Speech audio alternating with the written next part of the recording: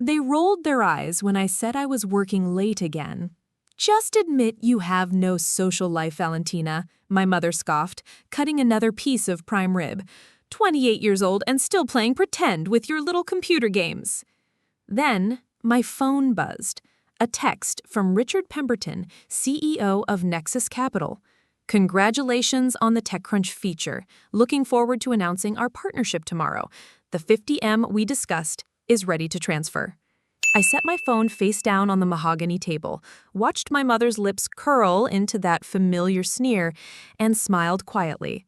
The silence that followed would be louder than every cruel word she'd ever thrown at me.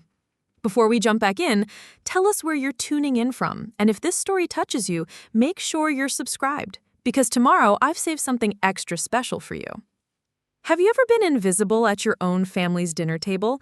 Tell me in the comments, because I have a story that'll make your jaw drop, and it starts right here in Willowbrook Heights, where old money talks and new money walks.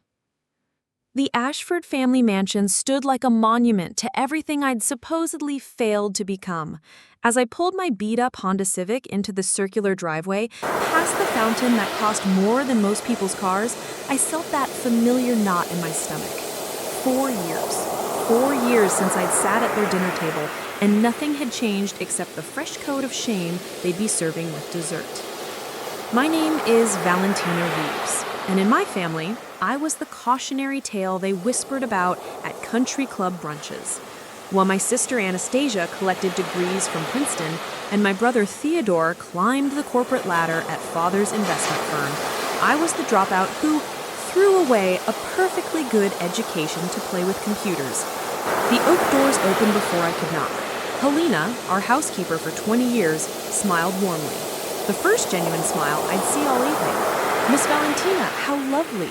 You look wonderful." She was lying, of course. My thrift store blazer and bargain jeans were a far cry from the designer outfits hanging in my childhood closet upstairs. But Helena had always been kind. "They're in the dining room," she whispered, her voice carrying a warning I knew too well. The dining room hadn't changed. Same crystal chandelier that father bought at auction in Vienna. Same oil paintings of ancestors who built their fortune in steel and railroads. Same mahogany table that could seat 16, but tonight held only 5. The core family, plus Anastasia's new fiancé, Preston Whitmore III, who worked at Goldman Sachs and, apparently, walked on water. "Well, well," Mother said without looking up from her plate. Patricia Ashford, former debutante, current philanthropist, eternal perfectionist. The prodigal daughter returns. Her voice carried that particular brand of disappointment she'd perfected over my 28 years. "I'm surprised you could tear yourself away from whatever it is you do in that cramped apartment." Father, Richard Ashford Sr., barely acknowledged my presence with a grunt. He was too busy discussing quarterly projections with Theodore, grooming him to eventually take over Ashford Capital Management. The irony wasn't lost on me. Here they were, managing other people's money, while I was sitting on something they couldn't even imagine. "Valentina," Anastasia stood and embraced me, though her hug felt rehearsed. "You made it! Preston, this is my sister I told you about." The way she said it like I was a fascinating museum exhibit made my skin crawl. Preston extended a manicured hand. "The entrepreneur's sister, right? Anna mentioned you have some kind of tech startup?" His smile was polite but dismissive, the kind reserved for children who insist they'll be astronauts when they grow up. "Something like that," I replied, taking my usual seat, not at the table, but on the antique chair they'd pulled from the study, positioned slightly behind the others, like an afterthought. As the evening progressed, the conversation flowed around me like I was a piece of furniture. They discussed Anastasia's wedding plans, spring ceremony at the Fairmont, reception for 300, Theodore's promotion to senior vice president, youngest in the firm's history, and Preston's recent success managing a hedge fund portfolio, up 18% this quarter. "It's wonderful," Mother said, dabbing her lips with a linen napkin, "to have children who understand the value of traditional success, stability, respectability." Her eyes flicked to me.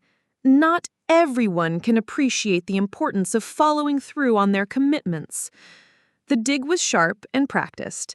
My commitment was a full scholarship to Wharton, studying business administration like a good Ashford child. Instead, I dropped out junior year to pursue what they called that computer nonsense. The family scandal was still discussed in hushed tones at their social events. Remember, father added, cutting his steak with surgical precision when Valentina thought she was going to change the world with her programming? He chuckled, and the others joined in politely. Thank God that phase ended quietly. Could you imagine if she'd actually tried to make something of it? Theodore, ever the dutiful son, leaned back in his chair. Val, you should really consider coming back to finish your degree. I could put in a word at the firm, maybe start you in an entry-level position. Administrative work, filing, that sort of thing. The condescension dripped from his words like honey from a broken jar. My own brother offering me a secretary position at our father's company, the company I could buy outright without touching my savings account. That's very generous, I said quietly, my fingers tracing the edge of my phone. Inside that device was a digital empire they couldn't fathom. 3 years ago, I'd started coding in my studio apartment, surviving on ramen noodles and pure determination. My first app, a productivity tool called Streamline AI, had caught the attention of tech investors within 6 months. What started as a simple project management application had evolved into something revolutionary, an AI-powered business optimization platform that Fortune 500 companies were fighting to license. Last month, Microsoft had made an acquisition offer that would make me one of the youngest female tech entrepreneurs to break 9 figures. But they didn't know any of this. To them, I was still the family disappointment who'd chosen playing with computers over a respectable career path. You know what your problem is, Valentina? Mother set down her wine glass with the authority of someone about to deliver a verdict. You've never understood that success requires sacrifice, discipline. You can't just wish your way to the top. You have to earn it through proper channels, the way respectable people do. She gestured around the table. Look at your siblings. Look at Preston. They understand that real achievement comes through established institutions, not through some fantasy about becoming an overnight success. The irony was suffocating. Here was a woman who'd married into wealth, lecturing me about earning success, while I sat quietly on an empire built from nothing but code and conviction. Mother's right, Anastasia chimed in, her engagement ring catching the chandelier light. I mean, I admire your creativity, Val, but at some point you have to be realistic about your limitations. Preston nodded sagely. The tech industry is incredibly competitive. Without proper connections, proper funding, proper pedigree, well, it's basically impossible for someone to break through alone. They had no idea that 3 days ago, I'd been featured on the cover of Forbes' 30 Under 30 issue. They didn't know that my company, Neural Flow Technologies, was valued at $52 million and growing. They couldn't imagine that venture capitalists were calling me directly, begging for meetings. As dessert was served, Mother's famous crème brûlée, prepared by the chef she'd poached from Les Bernardins, the conversation turned to my living situation. Are you still in that dreadful little place in Riverside? Asked Mother, her nose wrinkling like she'd smelled something unpleasant. Honestly, Valentina, at your age, living like a college student is just embarrassing. The dreadful little place was a converted loft in the Arts District, a space I'd chosen specifically because it was close to the tech incubator where I'd started my company. What they didn't know was that I'd bought the entire building 6 months ago, along with the coffee shop downstairs and the gallery next door. It suits my needs, I said simply. Well, it shouldn't, Father interjected. A person's living situation reflects their priorities. Success leaves clues, Valentina. Successful people surround themselves with quality neighborhoods, quality associates, quality opportunities. Theodore raised his glass. Speaking of quality opportunities, I have an announcement. The table fell silent. all attention focused on the golden child. I've been selected to lead the new emerging markets division. Father is putting me in charge of a $100 million portfolio. The congratulations were immediate and effusive. Champagne was opened, toasts were made, and through it all, I sat quietly, my phone buzzing with notifications I daren't check. Each buzz was probably another investor, another partnership opportunity, another milestone that would be incomprehensible to the people celebrating a $100,000 promotion like it was the pinnacle of human achievement. As the evening wound down, Mother delivered her final assessment of my life choices with the precision of a surgeon and the warmth of a glacier. "You know what you are, Valentina," she said, her voice carrying across the table with devastating clarity. "You're nothing. Not because you lack potential, but because you refuse to apply yourself to anything meaningful. You're a dreamer in a world that rewards doers, and until you accept that reality, you'll continue to be exactly what you are right now. Nothing." The words hit their target with the accuracy born of years of practice. Around the table, nobody contradicted her. Theodora looked uncomfortable but stayed silent. Anastasia busied herself with her dessert. Preston checked his phone, probably already bored with family drama. But as I sat there absorbing the familiar sting of my mother's disappointment, my phone lit up one more time. Richard Pemberton's message glowed on the screen like a beacon. "Congratulations on the TechCrunch feature. Looking forward to announcing our partnership tomorrow. The $50 million we discussed is ready to transfer." I looked around the table, at my family, these people who'd spent the evening celebrating a $100,000 promotion while sitting 3 feet away from someone who'd built a $50 million company from scratch. They had no idea they were looking at their future equal, maybe even their superior, in the very metrics they valued most. Tomorrow, everything would change. Tomorrow, the whole world would know what I'd built. But tonight, I was still nothing. At least for a few more hours. I hadn't wanted to come back. Not for Mother's 60th birthday celebration, not for the family gathering she'd insisted was mandatory, and definitely not to subject myself to another round of their carefully orchestrated disappointment. But Anastasia had called me crying 3 weeks ago, begging me to attend. "Please, Val," she'd sobbed into the phone. "I know they're awful to you, but if you don't show up, Mother will make my engagement party miserable. She's already threatening to uninvite Preston's parents if the family isn't complete for her birthday photos." So here I was, back in the place that had spent 28 years convincing me I wasn't enough, wearing a blazer I'd bought at Target and driving a car that was older than some of my employees. The irony wasn't lost on me that I could afford to buy every house on this street, but I'd chosen to keep living like the struggling entrepreneur they believed me to be. My phone buzzed with another notification. TechCrunch had just published their exclusive interview about Neuroflow's latest AI breakthrough. The article's headline read, "Mystery CEO Valentina Reeves revolutionizes enterprise AI, the quiet genius changing how Fortune 500 companies think." The timing was perfect. Tomorrow morning, the world would wake up to discover that the nothing daughter of the Ashford family was actually one of the most influential tech innovators of her generation.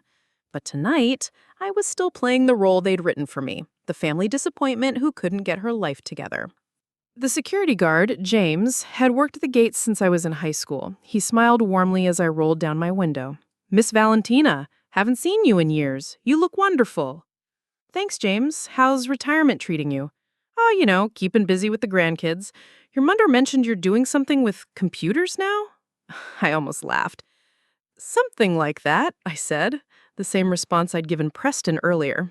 If only James knew that something with computers had landed me on Forbes' cover just last week. The circular driveway was packed with luxury vehicles. Bentleys, Mercedes, a Maserati that probably belonged to one of Father's golf partners. My Honda looked like a lost puppy among the purebreds. I parked near the service entrance, a habit from my teenage years when I'd preferred to slip in unnoticed. The mansion's interior hadn't changed since my last visit 4 years ago. Same marble floors that echoed with every footstep, Same oil paintings of long-dead Ashfords scowling down from gilded frames. Same overwhelming sense that everything in this house was worth more than most people's annual salaries. The only difference was me. 4 years ago, I was a broke college dropout sleeping on a friend's couch. Now I was worth more than the trust funds of everyone in this house combined. Helena intercepted me in the foyer, her weathered face breaking into a genuine smile. "Miss Valentina! Oh, it's so good to see you, dear. You look tired. Have you been eating enough?" Helena had been more of a mother to me than Patricia Ashford ever was. While Mother was busy with charity galas and country club committees, Helena had been the one who bandaged my scraped knees, helped with homework, and listened to my dreams about building something important with technology. "I'm fine, Helena. Just working a lot." "Always working, that one," she said fondly, straightening my blazer like she used to before school photos. "Your mother has been asking about you, wondering if you've found proper employment yet." I almost choked. Proper employment. If only she knew that last month 3 different Fortune 100 companies had tried to poach me with offers starting at $20 million just for my expertise. "I'm still figuring things out," I said, sticking to the script. Helena leaned closer, lowering her voice. "Don't let them get to you tonight, dear. I've seen what you've built. I may be old, but I know how to use Google. That article about you in the business magazine, I printed it out and keep it in my recipe box." My heart swelled. Helena knew. Of course she knew. While my family was too busy dismissing me to actually research what I was doing, the housekeeper had been following my career. "Please don't." "Don't you worry," she whispered. "Your secret's safe with me. But I'm proud of you, Valentina. So very proud." As I made my way towards the dining room, I passed the gallery wall. 3 generations of Ashford family portraits showcasing their various achievements. There was great-grandfather Edmund with his steel fortune, grandfather William with his railroad empire, father with his investment firm success, Theodore's Harvard MBA hung in a place of honor, and Anastasia's Princeton degree had been professionally framed and mounted just last year. My space on the wall remained conspicuously empty. The dining room buzzed with conversation as extended family and family friends mingled over cocktails. I recognized most of the faces: the Thorntons from the yacht club, the Blackwells from Father's investment circle, the Montgomerys who owned half the commercial real estate in the city. Old money talking to old money about old money things. "Valentina!" Aunt Cordelia swept over in a cloud of Chanel No. 5 and judgment. "My goodness, it's been ages. What are you up to these days? Still playing around with those computer things?" "Still exploring technology," I replied diplomatically. "How quaint," she said, her smile sharp as a blade. "Well, we all have our hobbies, don't we? I just hope you're thinking about your future, dear. A woman your age really should be settling down, building something stable." Stable. The word followed me everywhere in this house. If they only knew that my unstable career had generated more wealth in 3 years than most of their trust funds had accumulated in decades. Preston appeared at Anastasia's side, looking every inch the perfect son-in-law-to-be in his tailored suit and Princeton cufflinks. "Valentina, good to see you again. Anna tells me you're still pursuing the entrepreneurship angle." "Among other things," I said. "Admirable," he said, with the patronizing tone of someone humoring a child. "Though I hope you're being realistic about the odds. 90% of startups fail, you know. The tech bubble isn't what it used to be." I bit back the urge to mention that his entire hedge fund portfolio was worth less than what I'd made in licensing deals this quarter alone. Theodore joined our circle, drink in hand, wearing the confident smile of someone who'd never doubted his place in the world. "Val, still coding away in that little apartment?" "Still working on projects." "Well, the offer still stands," he said magnanimously. "Whenever you're ready to join the real world, I can get you started at the firm. Entry level, of course, but everyone has to start somewhere." The conversation swirled around me as it always did. Discussions of stock portfolios, real estate investments, charity board positions, and country club gossip. I stood at the edge of their circle, listening to people who managed millions discuss their successes, while I quietly sat on an empire they couldn't even imagine. Mother appeared beside me like a storm cloud gathering on a clear day. Patricia Ashford commanded attention in any room. Tall, elegant, with silver hair perfectly styled and jewelry that could fund a small country's GDP. She'd built her identity around being the perfect society wife, the woman who could organize a charity gala for 500 people and make it look effortless. "Valentina," she said, her voice carrying that familiar note of resignation, "I wasn't sure you'd actually come. Anastasia asked me to be here." "Yes, well, family obligations and all that." She sipped her champagne, her eyes scanning the room to make sure everyone important was being properly entertained. "I suppose you're still living in that cramped place downtown?" "It suits my needs." "Mm-hmm." Her disapproval was palpable. "You know, Margaret Blackwell's daughter just bought the most darling townhouse in Beacon Hill. 2.5 million, but worth every penny. That's what happens when you apply yourself to a proper career." I nodded politely, not mentioning that I'd turned down a penthouse in the same neighborhood because I preferred my converted loft's creative energy to sterile luxury. As dinner was announced, I watched the carefully orchestrated seating arrangement unfold. The dining room table could accommodate 20, and tonight it was full. Family members, close friends, business associates, all arranged according to some invisible hierarchy that placed me, as usual, at the far end near the kitchen doors. But this time, something was different. This time, I knew something they didn't. In less than 12 hours, my face would be on the cover of Forbes magazine.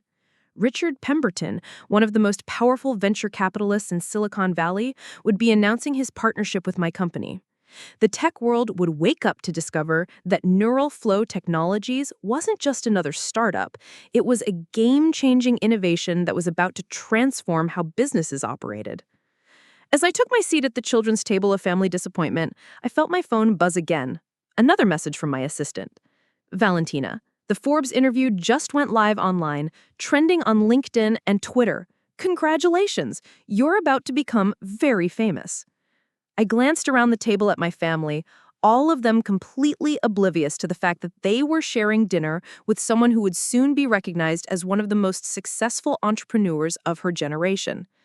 Tomorrow, everything would change. But tonight, I was still just the family disappointment who couldn't get her life together. The irony was almost too delicious to bear. Mother's 60th birthday celebration was in full swing by the time I settled into my assigned seat. The dining room had been transformed into what could only be described as a shrine to Ashford family success. Crystal displays showcased Father's various business awards, while framed newspaper clippings highlighted the family's charitable contributions and social achievements. Even the centerpieces seemed carefully chosen to reflect prosperity. White orchids flown in from some exotic location, probably costing more than most people's monthly rent. I found myself studying the room with fresh eyes, seeing it as the carefully constructed monument to old money that it truly was. Every detail screamed established wealth. The Waterford crystal that had been in the family for generations, the sterling silver that required a full-time staff member just to keep it polished, the Persian rugs that were probably worth more than the entire building where I'd started my company. And me? I sat at the far end of the table, squeezed between Cousin Miranda's awkward teenage son and Great-Aunt Eugenia, who was 93 and mostly deaf. It wasn't malicious, or rather, it wasn't obviously malicious. To an outsider, it might have looked like simple logistics, but I knew better.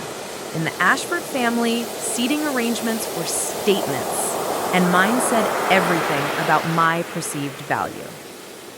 The conversation flowed around me like I was a piece of furniture. Uncle Charles was regaling the table with stories of his latest real estate acquisitions. "Picked up 3 more properties in the financial district," he boasted, his voice carrying the confidence of someone who'd never doubted his own success. "Commercial real estate is where the smart money goes. Steady returns, reliable tenants, none of this wild speculation you see in other markets." Father nodded approvingly. Exactly the kind of conservative investing that builds generational wealth. It's about thinking beyond yourself, thinking about the legacy you leave behind. The word legacy hung in the air like incense. Everything in this family was about legacy. The proper schools, the proper careers, the proper marriages. Success wasn't just about personal achievement. It was about maintaining the family's position in society's carefully structured hierarchy. Speaking of legacy, Anastasia chimed in, her engagement ring catching the chandelier light as she gestured. Preston and I have been looking at houses in Beacon Hill. We want to start building our own foundation family. The table erupted in approving murmurs. Preston beamed with the confidence of someone who'd been born into the right circumstances and made the right choices. We're looking at a federal-style townhouse, built in 1847, completely restored. It's been in the same family for 6 generations, but they're finally ready to sell. How much are they asking? Mother inquired, her tone suggesting that price was no object when it came to maintaining proper appearances. $4.2 million, Preston replied casually, as if he were discussing the cost of groceries. But it's worth every penny. The location alone, walking distance to the common, prestigious address, the kind of place where we can entertain properly. The approving nods around the table were unanimous. This was exactly the kind of decision the Ashford family respected. Expensive, traditional, socially appropriate. It demonstrated that Preston understood how to maintain their class position. Theodore, not to be outdone, launched into his own success story. I've been meaning to tell you all, Father has given me approval to pursue the Wellington account. If we land it, we'll be managing their entire portfolio. We're talking about $200 million in assets. The pride in Father's eyes was unmistakable. This was his legacy in action. His son following in his footsteps, building on the foundation he had established, proving that the Ashford name still carried weight in financial circles.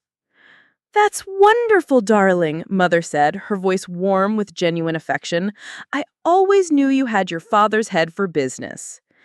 As the conversation continued, I became acutely aware of the visual hierarchy playing out around the table.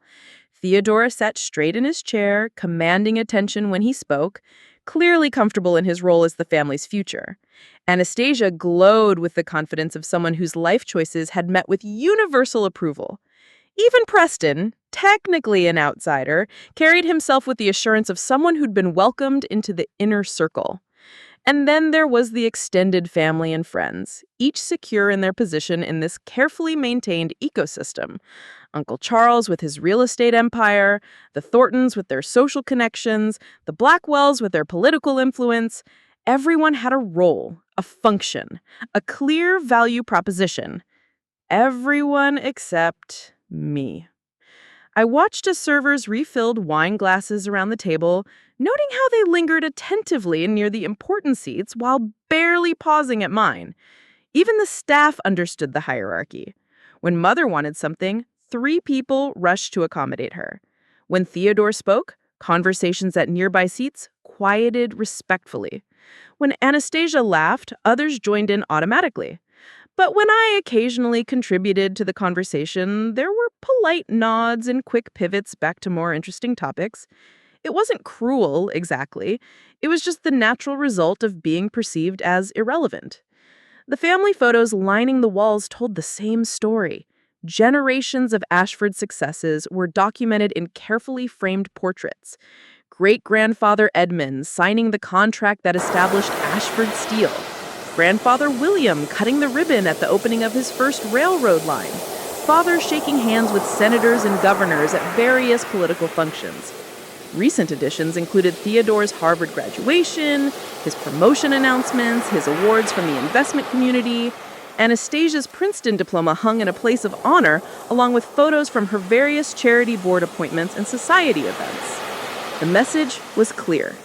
These were people who mattered, people who contributed to the family legacy, people whose achievements were worth memorializing. My absence from these walls wasn't an oversight, it was a statement.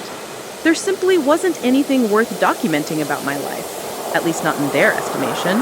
No proper degree to frame, no respectable career milestones to celebrate, no socially appropriate achievements to showcase.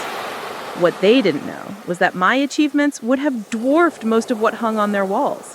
While they were celebrating Theodore's management of other people's money, I had built something from nothing. While they admired Preston's ability to afford a $4 million house, I could have bought the entire block without touching my investment accounts. But in this room, surrounded by the physical manifestations of their traditional success, I felt the familiar weight of being the family disappointment. The chairs, the crystal, the paintings, the very air seemed to whisper the same message. You don't belong here. You haven't earned your place.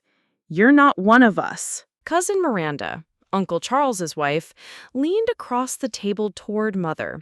Patricia, you must be so proud of how well Theodore and Anastasia have turned out. Such accomplished children. Oh, I am, Mother replied, her voice carrying across the room with practiced grace. It's wonderful to see them building meaningful lives, contributing to society in significant ways. The emphasis on meaningful and significant wasn't subtle. As conversations swirled around charitable foundations, business acquisitions, and society weddings, I remained silent, acutely aware that nothing in my life met their definition of worthwhile achievement. Great Aunt Eugenia, seated beside me, suddenly grabbed my arm with surprising strength. "What is it you do again, dear?" she asked loudly, her hearing aid squealing slightly. The question cut through other conversations, drawing unwanted attention to my end of the table. Faces turned toward me with expressions ranging from polite interest to barely concealed pity. "I work in technology," I said simply. "Technology?" she repeated even louder. "Like fixing computers?" The condescending chuckles around the table were subtle but unmistakable. Here was their perception of my career distilled into its most dismissive form. Technical support, something anyone could do, hardly worthy of serious consideration. "Something like that," I replied, the familiar response falling easily from my lips. As the conversation moved on to more important topics, the upcoming charity auction, Theodore's promotion ceremony, and Anastasia's engagement party plans, I found myself studying the elaborate birthday cake that had been wheeled in for Mother's celebration. 6 tiers of perfection decorated with sugar flowers that probably cost more than most people's weekly groceries, topped with 60 elegant candles that cast dancing shadows across the assembled faces. This was their world. Beautiful, expensive, traditional, and utterly convinced of its own importance.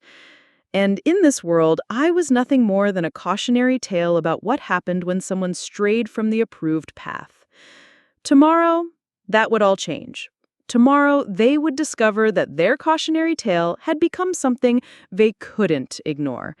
But tonight, I was still just the family disappointment, sitting at the children's end of the table, invisible in plain sight. After Mother blew out her 60 candles to enthusiastic applause, the evening moved into its next phase. "Everyone to the grand salon for speeches and presentations," Father announced, his voice carrying the authority of someone accustomed to being obeyed without question. "We have some wonderful tributes prepared for Patricia." The Grand Salon was Mother's crown jewel, a massive room that had been designed specifically for entertaining. Crystal chandeliers hung from a coffered ceiling, painted with gold leaf details, while floor-to-ceiling windows offered sweeping views of the manicured gardens. Tonight, the space had been arranged like a formal presentation venue, with rows of gilded chairs facing an elevated area where Mother would receive her tributes. The seating arrangement here was even more telling than dinner had been. The front row was reserved for immediate family. Father, Theodore, Anastasia, and Preston occupied the prime positions directly in front of where Mother would sit. The second row held Uncle Charles and his family, along with the Thorntons and other close family friends. Each subsequent row represented decreasing levels of importance in the Ashford social hierarchy. I found myself in the fourth row, squeezed between Cousin Miranda's teenage son, who kept checking his phone, and elderly Mrs. Pembroke from Mother's Garden Club, who smelled strongly of lavender perfume. From this vantage point, I had a clear view of the back of everyone's heads, a perfect metaphor for my position in family dynamics. The room itself seemed designed to intimidate. Portraits of distinguished Ashford ancestors lined the walls, their stern faces gazing down at the crowd like judges evaluating our worthiness. A massive marble fireplace dominated one wall, its mantle displaying Mother's collection of Fabergé eggs, each one worth more than most people's cars. Persian rugs covered the hardwood floors, their intricate patterns probably taking years to complete by master craftsmen whose names were lost to history. Theodore took his position near the front of the room, a leather portfolio in his hands containing what I assumed were his prepared remarks. He looked every inch the successful heir, perfectly groomed, confidence radiating from his posture, comfortable commanding attention from this distinguished crowd. This was his natural habitat, the environment where he thrived. The formal nature of the evening was becoming clear. This wasn't just a birthday party. It was a coronation, a public affirmation of Mother's position in their social ecosystem. Each speaker would reinforce her importance, her influence, her worthiness of respect and admiration. Father stood to introduce the first speaker. Margaret Blackwell will share some thoughts about Patricia's work with the Children's Hospital Foundation. Mrs. Blackwell approached the front of the room with the practiced grace of someone accustomed to public speaking. Her husband owned several commercial buildings downtown, and she served on enough charity boards to fill a resume. When she spoke about Mother's fundraising efforts, her voice carried the authority of someone whose opinion mattered in their social circles. Patricia Ashford embodies everything we value about community leadership, Mrs. Blackwell declared, her voice projecting clearly to the back rows. Her tireless work with the Children's Hospital Foundation has raised over $3 million in the past 5 years alone. But more than that, she's shown us what it means to translate privilege into purpose. The audience murmured appreciatively. This was exactly the kind of recognition that mattered in their world. Public acknowledgement by respected peers, quantifiable achievements in socially approved activities, evidence of using wealth responsibly. As Mrs. Blackwell continued her tribute, I found myself studying the audience's body language. In the front rows, people sat forward attentively, nodding at appropriate moments, clearly engaged with every word. These were Mother's peers, people whose opinions she valued, whose respect she had earned through decades of proper behavior and community involvement. The middle rows showed polite attention, family friends and business associates who understood the importance of showing respect, even if they weren't personally invested in every detail of Mother's charitable work. Their presence was a testament to the Ashford family's social capital, the network of relationships that had been carefully cultivated over generations. By the time Mrs. Blackwell's speech reached my row, the attention was notably more scattered. People checked their phones discreetly, whispered quiet comments to their neighbors, shifted in their seats. We were the background audience, present for the sake of appearances, but not really considered part of the meaningful proceedings. When Mrs. Blackwell finished to enthusiastic applause, Father introduced the next speaker. Charles Montgomery will speak about Patricia's work with the Metropolitan Arts Council. Mr. Montgomery owned the largest private art collection in the city and served as chairman of several cultural institutions. His remarks focused on Mother's taste, her eye for emerging artists, her ability to bring together donors and cultural organizations for mutual benefit. Patricia doesn't just collect art. She understands that art is about creating legacy, about preserving culture for future generations. Her support has launched careers and preserved institutions that might otherwise have been lost. Again, the front row audience responded with obvious approval. This was their language: legacy, preservation, institutional support. These were the values that defined their community, the measures by which they evaluated each other's worth. As Preston leaned over to whisper something to Anastasia, probably commenting on the speech or making plans for their own future philanthropic endeavors, he fit seamlessly into this environment, understanding instinctively how to position himself among people who measured success through social impact and community standing. Even Anastasia seemed perfectly at home in the setting. She sat with excellent posture, her attention focused appropriately on each speaker, her expressions reflecting engaged interest. This was the world she'd been raised for, the environment where she would build her own legacy alongside Preston. The third speaker was introduced by Mother herself, who rose gracefully to address the crowd. Dr. Sarah Whitman has been my partner in establishing the Ashford Family Education Initiative, she announced. I'm so grateful for her expertise in helping us make a meaningful difference in local schools. Dr. Whitman, the superintendent of the county school district, spoke about Mother's commitment to educational funding.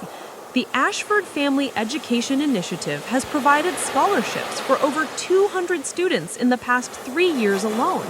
But more than that, she's shown us what it means to translate privilege into purpose. During Mrs. Blackwell's speech, I was recognizing the patterns of body language and behavior that signaled social status and level of engagement. The third speaker was introduced by Mother herself, who rose gracefully to address the crowd. Dr. Sarah Whitman, the superintendent of the county school district, spoke about Mother's commitment to educational funding. The Ashford Family Education Initiative has provided scholarships for over 200 students in the past 3 years alone, but Patricia's involvement goes far beyond financial support. She personally mentors scholarship recipients, helping them navigate the transition to college and beyond. As Dr. Whitman detailed Mother's educational philanthropy, I couldn't help but think about the irony. Here was a woman being celebrated for helping students succeed academically, while her own daughter, who had built a revolutionary educational technology platform, sat invisible in the back rows. Mother was being praised for supporting traditional educational pathways while dismissing the non-traditional path that had led to far greater impact. The formal presentation structure was becoming clear. Each speaker represented a different aspect of Mother's community involvement: healthcare, arts, education. Together, they were painting a picture of someone whose life had meaning, whose contributions mattered, whose legacy was secure. When Dr. Whitman finished, Theodore stood again to introduce what was clearly meant to be the evening's highlight. Our final presentation tonight comes from someone very special. Richard Blackwell Jr., the state senator, wanted to be here personally to present Mother with a commendation from the state legislature. A rustle of excitement went through the audience. Political recognition was the ultimate validation in their social circle, evidence that Mother's influence extended beyond charity work into the realm of genuine political significance. Senator Blackwell approached the front with a framed certificate, his presence adding an air of official importance to the proceedings. It is my honor to present Patricia Ashford with a formal commendation from the State Senate, recognizing her extraordinary contributions to education, healthcare, and the arts in our community. As he read the official language of the commendation, I watched the front rows practically glowing with reflected pride. This was exactly the kind of recognition that mattered most to them: formal, public, politically significant. It placed Mother in the category of people whose opinions carried weight in important circles. But as I sat in my assigned spot in the fourth row, surrounded by the lesser members of this carefully orchestrated audience, I couldn't help but think about tomorrow's headlines. While they were celebrating Mother's political commendation, the world was about to discover that her dismissed daughter had built something that would impact far more lives than any charity initiative.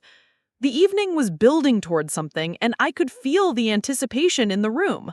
All of these presentations were leading to a climactic moment when Mother would respond, when she would address this carefully assembled audience about her life, her values, and her family. And when that moment came, I had a feeling that everything was about to change in ways none of them could imagine. After Senator Blackwell's presentation concluded to thunderous applause, Mother rose gracefully from her ornate chair, her silver hair catching the light from the crystal chandeliers. The room fell into respectful silence as she prepared to address her assembled guests.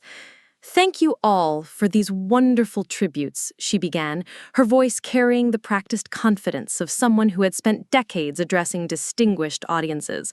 But tonight isn't just about celebrating the past.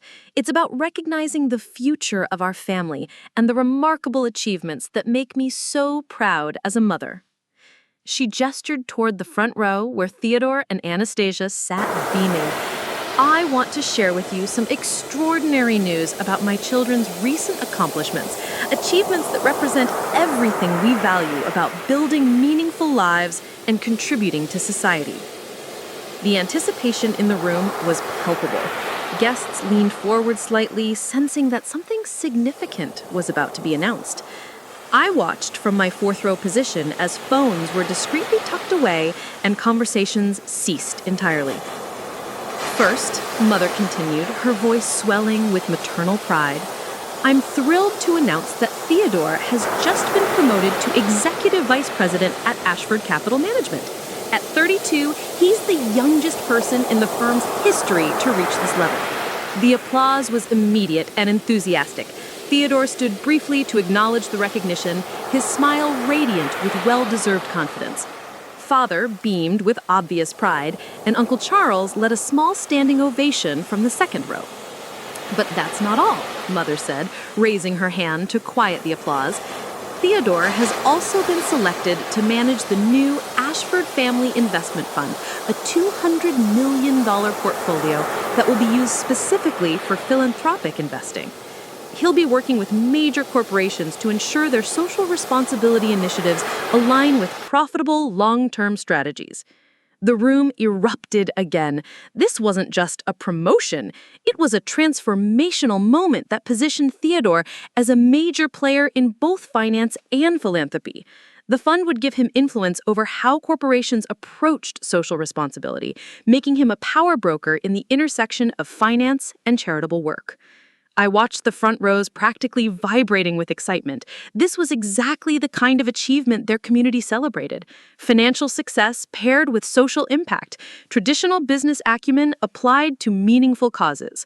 Theodore had managed to combine profit with purpose in a way that would enhance the family's reputation while building his own legacy. Theodore's vision, Mother continued, her voice growing stronger with each word, is to prove that investment success and social responsibility aren't mutually exclusive. He's already secured commitments from 3 Fortune 500 companies to participate in the fund's inaugural initiatives.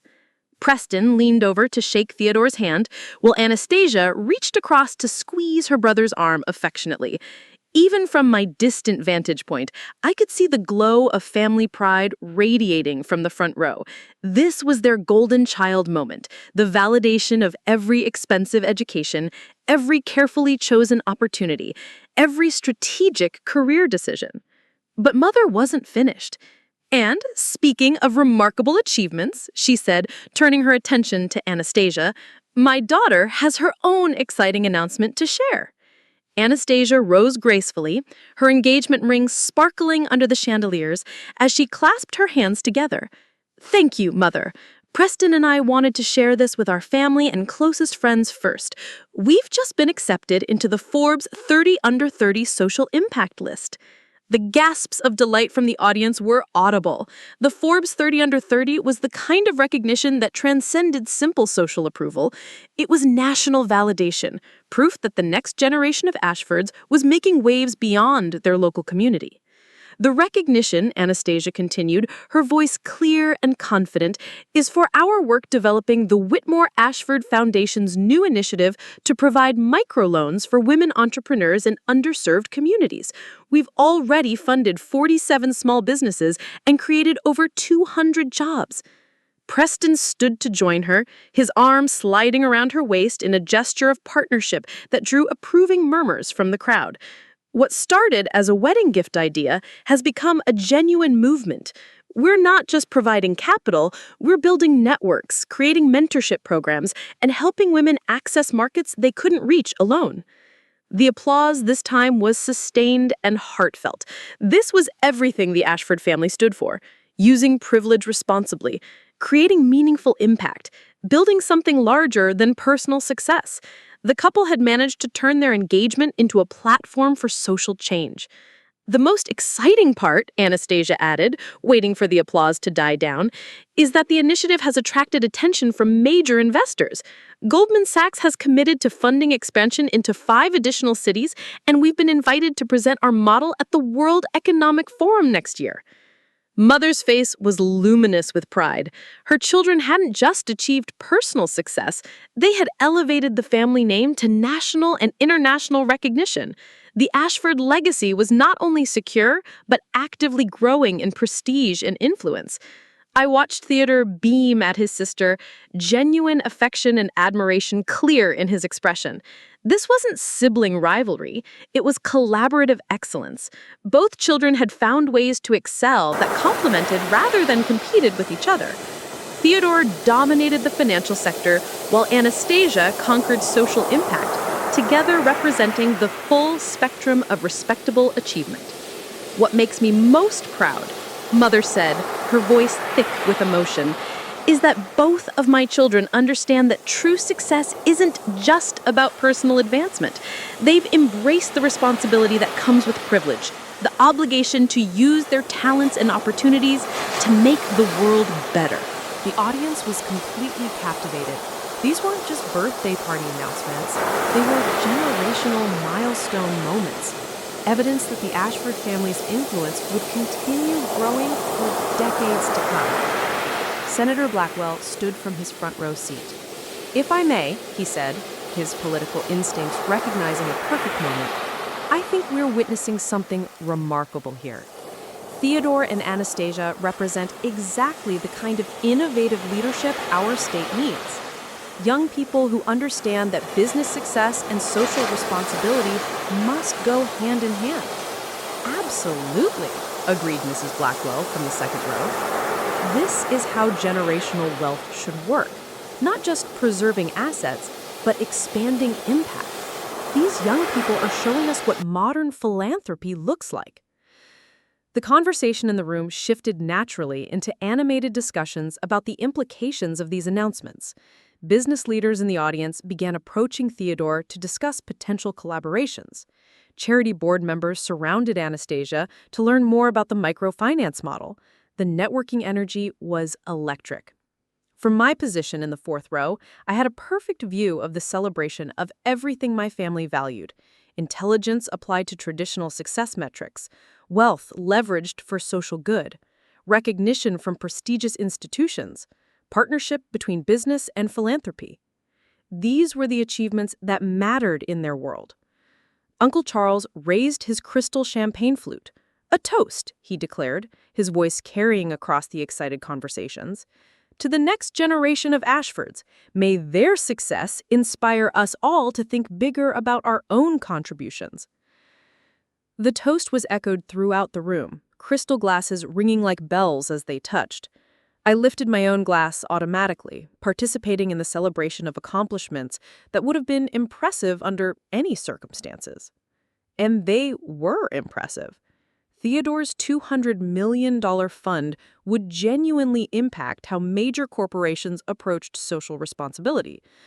Anastasia's microfinance initiative was already changing lives and creating opportunities for women who had been shut out of traditional financial systems.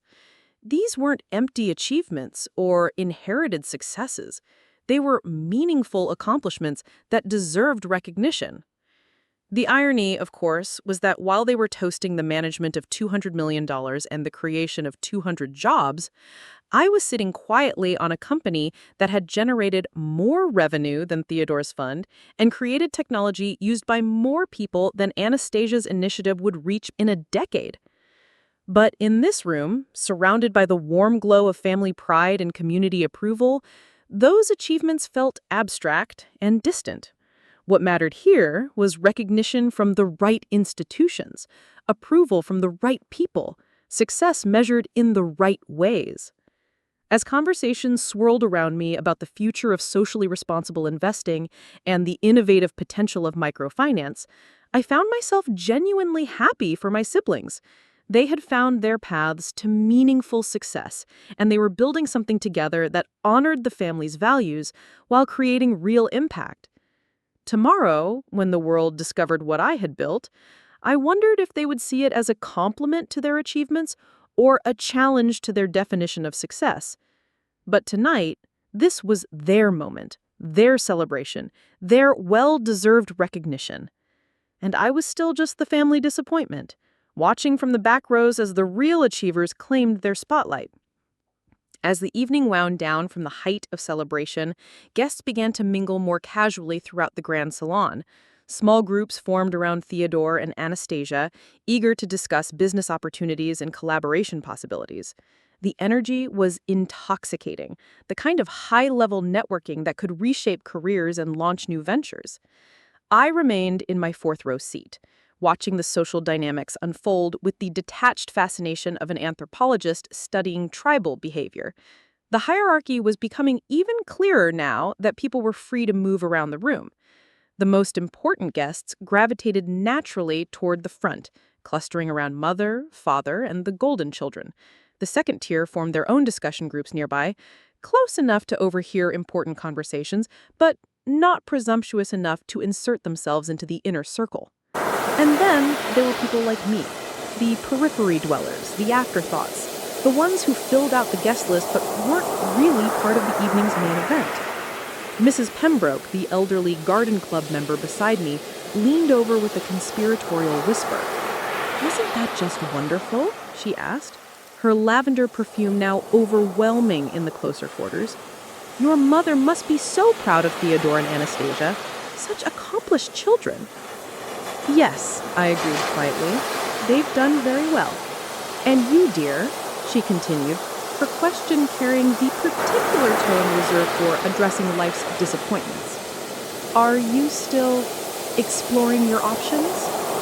The phrase "exploring your options" was social code for unemployed and directionless, a polite way to acknowledge someone who hadn't yet figured out how to contribute meaningfully to society. I'd heard variations of it countless times over the years. "I'm working on some projects," I said, the standard response that committed to nothing while suggesting ongoing effort. Mrs. Pembroke patted my arm with the gentle condescension typically reserved for pets or small children. "Well, I'm sure you'll find your path eventually. Not everyone can be as naturally gifted as Theodore and Anastasia, but persistence can make up for a lot." The conversation moved on, but the sting lingered. Mrs. Pembroke hadn't meant to be cruel. In her mind, she was being encouraging. But the underlying message was clear. Some people were born for greatness, while others had to work harder just to achieve adequacy. I excused myself to visit the powder room, partly to escape the increasingly suffocating atmosphere and partly to check my phone for the first time all evening. The notifications were overwhelming. Dozens of emails, text messages, and missed calls. The Forbes article had officially gone viral. Richard Pemberton had sent 3 messages in the past hour. Valentina, the Forbes piece is trending worldwide. CNN wants an interview tomorrow. Are you ready for this?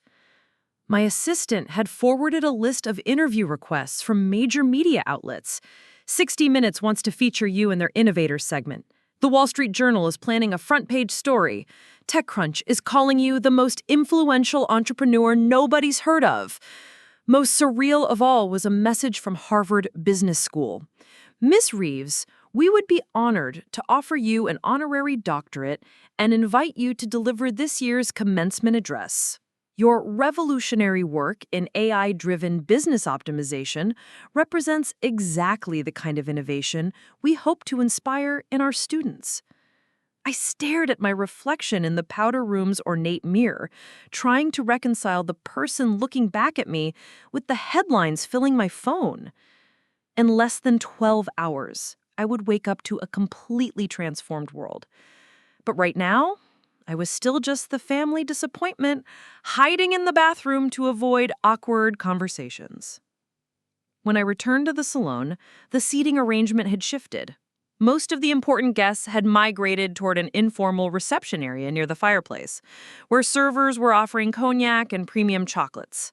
The chairs where we'd sat during the presentations were mostly empty now, except for the elderly guests and the children who weren't part of the serious business discussions.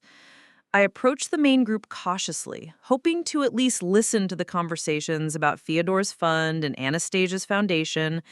But as I drew near, the circle seemed to unconsciously close ranks. Not deliberately. Nobody turned away or made unwelcoming gestures. It was more subtle than that. like the way water flows around a stone without acknowledging its presence. Uncle Charles was explaining the investment philosophy behind Theodore's new fund to Senator Blackwell and several other guests. The key insight, he was saying, is that social impact and financial returns aren't opposing forces. Theodore's approach identifies companies that are already aligned with sustainable practices, then helps them scale those practices for maximum benefit. Preston nodded thoughtfully. It's similar to what Anastasia and I discovered with the microfinance work. When you properly structure the incentives, social good and business success reinforce each other rather than competing. The conversation was fascinating, exactly the kind of high-level strategic thinking I dealt with daily in my own work. I stepped slightly closer, hoping to contribute some insights about how AI could enhance their impact measurement and optimization strategies. But as I moved into what should have been a natural opening in the circle, somehow the space wasn't there. Preston shifted slightly to better face Senator Blackwell. Uncle Charles turned toward Theodore for his response. Mrs. Blackwell stepped forward to ask a follow-up question. Without anyone making an obvious exclusionary gesture, I found myself standing behind the group rather than within it. I tried a different approach, moving around to where Anastasia was discussing the operational challenges of scaling microfinance programs. This was territory I knew well. My platform had been used by several nonprofits to optimize their resource allocation and impact tracking. The biggest challenge, Anastasia was explaining to a small group of charity board members, is maintaining personal relationships while expanding geographically. How do you preserve the human element that makes microfinance work when you're dealing with hundreds of borrowers across multiple cities? I saw my opening.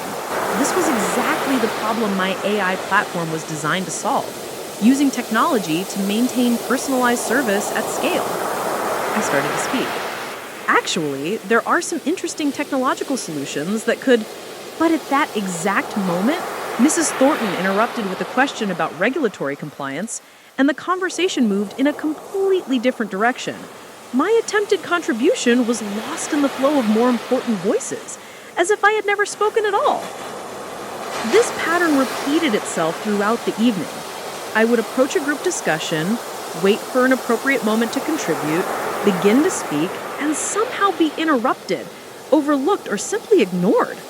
Not maliciously, there was no conscious effort to silence me, but my voice seemed to carry no weight, generate no interest, command no attention. It was like being a ghost at my own family's party.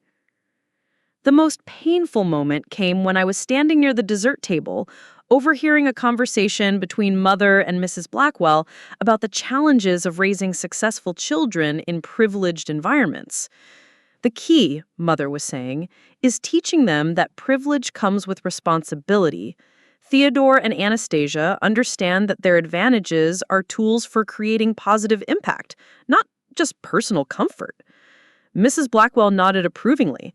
It's so refreshing to see young people who appreciate what they've been given and want to pay it forward. So many children from wealthy families seem to drift through life without any sense of purpose. Exactly, Mother replied, her voice carrying a note of sadness. It breaks my heart when I see talented young people waste their potential on frivolous pursuits. All the advantages in the world can't help someone who refuses to apply themselves to meaningful work. The conversation continued, but I couldn't listen anymore. Standing 3 feet away from my own mother, I heard her discuss the tragedy of wasted potential without any awareness that she was describing her own perception of me. To her, I wasn't just unsuccessful. I was a cautionary tale about what happened when someone chose the wrong path despite every possible advantage. As the evening finally began to wind down, the subtle slights accumulated into an overwhelming weight. Being seated in the back row, having my attempted contributions to conversations overlooked, being excluded from the business and social networking that defined the real purpose of the gathering, being discussed as an example of wasted potential while standing within earshot. None of these individual moments were dramatically cruel. Each one could be explained away as social awkwardness, coincidence, or simple oversight. but together they formed a pattern that was impossible to ignore. I didn't matter here. My thoughts weren't valued, my presence wasn't particularly welcome, and my future wasn't worth serious consideration. When Helena approached with my coat as guests began to leave, she whispered quietly, "Don't let them get to you, dear. Tomorrow will be different." She was right, of course. Tomorrow would be completely different. But tonight, as I watched Theodore and Anastasia receive final congratulations from departing guests, as I saw mother and father bask in the glow of their children's achievements, as I witnessed an entire room full of successful people networking and planning their next ventures, I felt the familiar isolation of being the family disappointment. In less than 12 hours, every person in this room would discover that they had spent the evening dismissing someone whose achievements dwarfed their own.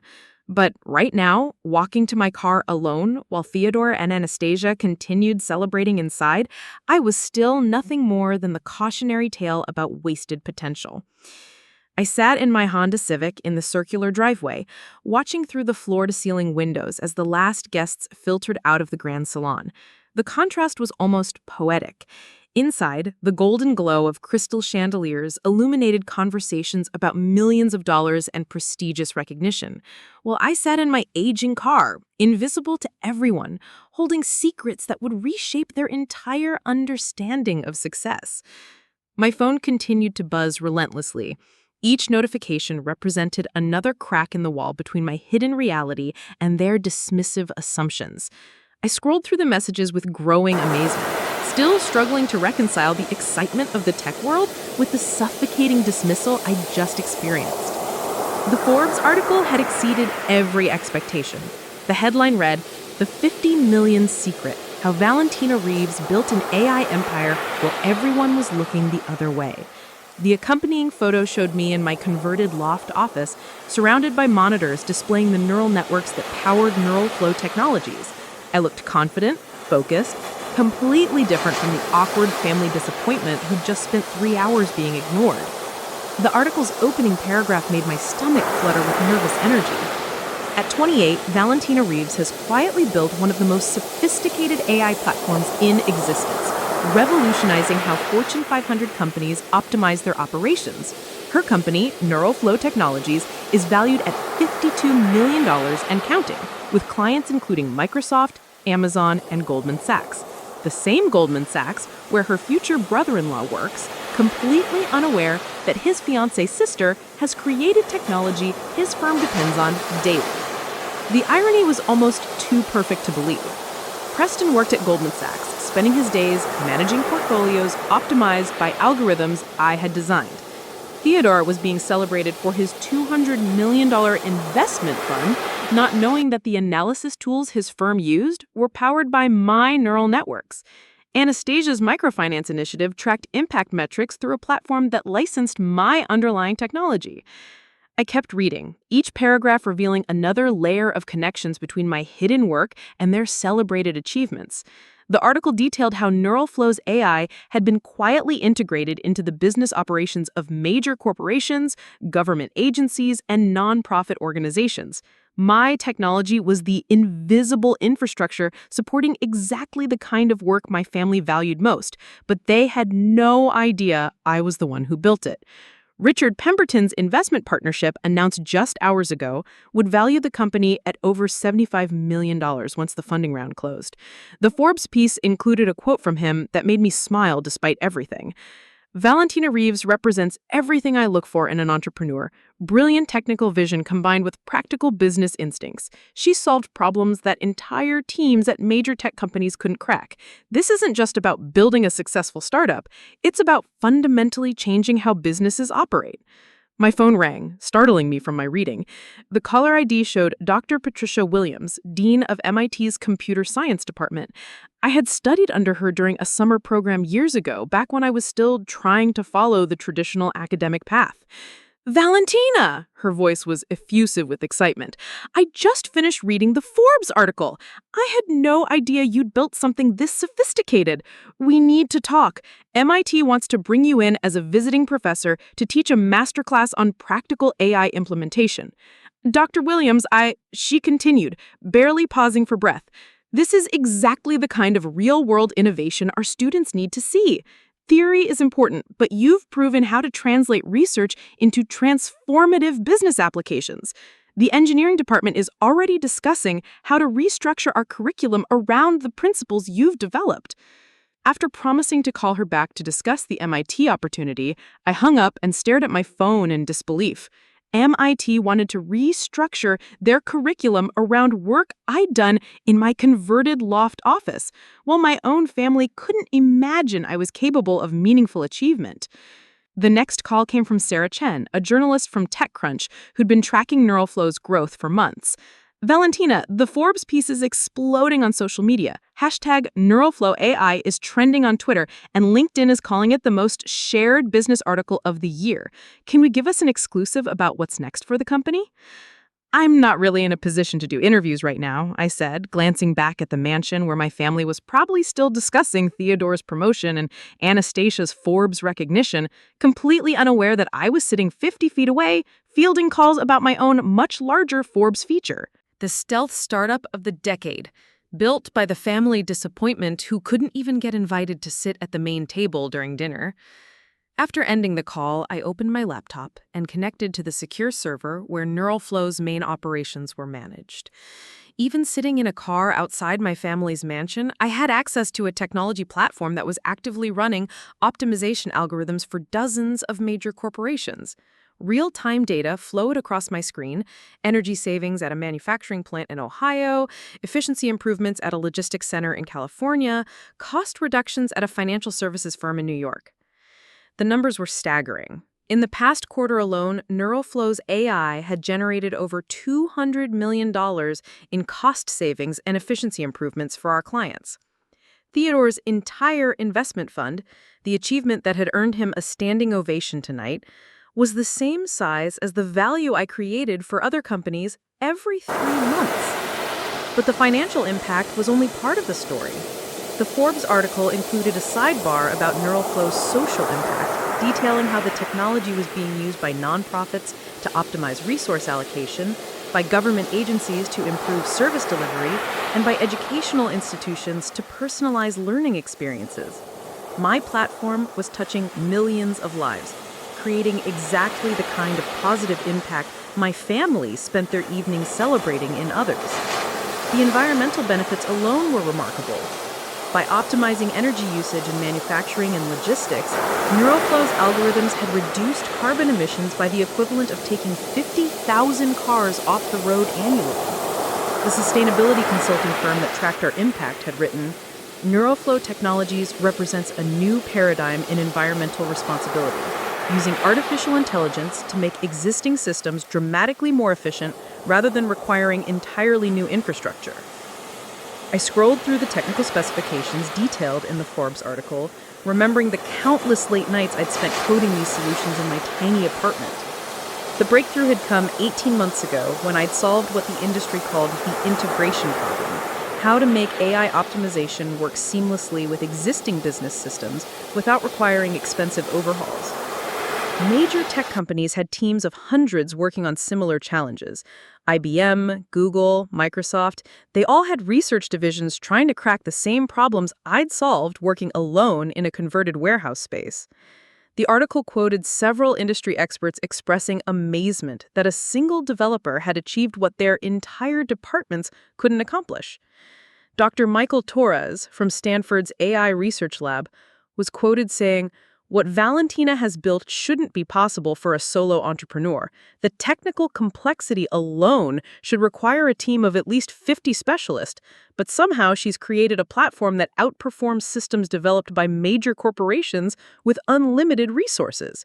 It's the most impressive technical achievement I've seen in 20 years of AI research." My phone buzzed with a text from my assistant. CNN just called. They want to feature you on Anderson Cooper 360 tomorrow night. The producer said it's the biggest tech story of the year. Also, 3 different book publishers have reached out about autobiography deals. I stared at the message, trying to process the surreal collision of my 2 realities. Inside the mansion, my family was probably settling into their evening routine. satisfied with their successful celebration of traditional achievement. Mother was likely reviewing the evening's conversations, pleased with how Theodore and Anastasia had impressed their guests. Father was probably already planning how to leverage their children's success for new business opportunities. None of them had any idea that while they were toasting $200 million investments and microfinance initiatives, the family disappointment was sitting in the driveway, fielding calls about a $75 million company valuation and international media coverage. The final piece of irony came in an email from Goldman Sachs, Preston's own firm. Their head of technology acquisition wanted to schedule a meeting to discuss licensing Neuralflow's platform for their entire investment management division. The email was formal and respectful, addressing me as Ms. Reeves and acknowledging my revolutionary contributions to financial optimization technology. Preston's colleagues at Goldman Sachs knew my name, respected my work, and wanted to pay millions for access to my technology. But Preston himself had spent the evening explaining to me how impossible it was for someone without proper connections and pedigree to succeed in the tech industry. As I finally started my car to drive back to my cramped apartment, I felt the weight of tomorrow's revelations settling over me. In less than 8 hours, the entire tech world would wake up to discover Neuralflow Technologies. Major media outlets would be running stories about the mystery entrepreneur who'd built a revolutionary AI platform in secret. Investment firms would be scrambling to understand how they'd missed such a significant company. And my family would discover that their cautionary tale about wasted potential had actually built something more valuable and impactful than anything they had ever achieved. The only question was whether they would see my success as validation or as a challenge to everything they believed about the proper path to meaningful accomplishment. I woke up the next morning to my phone ringing incessantly. The caller ID showed Richard Pemberton's name, and I knew without answering that everything had changed overnight. Through my loft's floor-to-ceiling windows, I could see a small crowd of reporters gathering on the street below, their cameras and equipment creating a circus-like atmosphere that felt completely surreal. Valentina, Richard's voice was electric with excitement when I finally picked up. Have you seen the numbers? The Forbes article has been shared over 2 million times. Every major tech blog is running follow-up stories. LinkedIn crashed twice trying to handle the traffic to your profile. I pulled up my laptop and gasped. My email inbox showed 3,847 unread messages. LinkedIn had over 50,000 connection requests pending. Twitter notifications were so numerous, they'd stopped displaying an actual count. The Forbes article wasn't just trending, it had become a cultural phenomenon. CNN, NBC, and CBS all want live interviews today, Richard continued. TechCrunch is planning a cover story for next week's print edition. 3 different documentary crews want to follow you around for the next month. And Valentina, are you sitting down? The White House Office of Science and Technology Policy wants to brief you on a classified government AI initiative. The White House. I sat on my unmade bed in my converted warehouse loft, staring at boxes of instant ramen and unpaid bills scattered across my desk, trying to process that the federal government wanted my expertise on artificial intelligence policy. My phone buzzed with a text from my assistant. HarperCollins just offered $2.5 million for your autobiography. The producer of 60 Minutes is personally flying to meet with you. Also, your family's house is surrounded by reporters asking for comments about the mystery tech heiress. My family's house? Surrounded by reporters? I felt my stomach drop as I realized what this meant. Mother would be waking up to camera crews on her perfectly manicured lawn, journalists asking invasive questions about the daughter she'd written off as a failure. Father would be fielding calls from business associates wanting to know why he'd never mentioned his incredibly successful entrepreneur daughter. I scrolled through news websites, watching the story explode across every major outlet. Meet the 28-year-old who built a $50 million AI empire in secret, the stealth startup that's revolutionizing corporate America. From college dropout to tech mogul, the Valentina Reeves story. Each article included photos of my family's mansion, identified through public records and social media posts. Reporters had somehow discovered the connection between me and last night's birthday celebration. One particularly thorough journalist had even found Theodore's LinkedIn post about his promotion, contrasting his $200 million investment fund with my $75 million company valuation. The irony was being dissected in real time across social media. Tech Twitter was having a field day with the story of a family that celebrated traditional success while completely missing the revolutionary achievement happening under their own roof. Someone had created a viral meme showing the formal family portrait from Mother's website next to my Forbes cover photo, with the caption, "When you're so busy looking for success in traditional places that you miss the genius at your own dinner table." My phone rang again. This time it was Helena calling from the family house. "Miss Valentina," her voice was worried but proud, "there are so many reporters outside. Your mother is, well, she's having a difficult morning. She keeps asking me if I knew about your company. I told her I might have seen an article or two, but I didn't want to overstep." I could hear the chaos in the background, phones ringing, voices shouting questions, the general commotion of a media circus descending on the usually pristine Ashford estate. "How's she handling it?" I asked, though I could already guess. "She's in shock, dear. They all are. Theodore's been on the phone with someone from Goldman Sachs who apparently wants to meet with you. Anastasia keeps reading articles out loud like she can't believe they're real. Your father," Helena paused delicately, "your father is very quiet." After hanging up with Helena, I found myself facing an impossible decision. For years, I'd maintained the fiction that I was struggling, directionless, barely getting by.